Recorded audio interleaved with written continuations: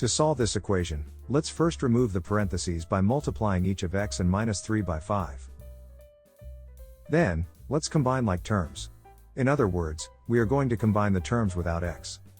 Minus 15 plus 5 is minus 10. Now, we are going to rewrite the equation so that the left side of the equation has only x. To do this, let's eliminate minus 10 on the left side of the equation. So, we are going to add 10 to both sides of the equation. Here, it is important to treat both sides of the equation equally. So, when we add a number to one side of the equation, we must add the same number to the other side of the equation. After adding 10, the left side of the equation is simplified to 5x. Then, the right side of the equation is simplified to minus 10. We now have a new equation, 5x equals minus 10.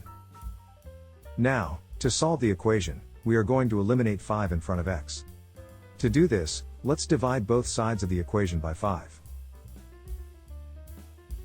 So, the answer is x equals minus 2.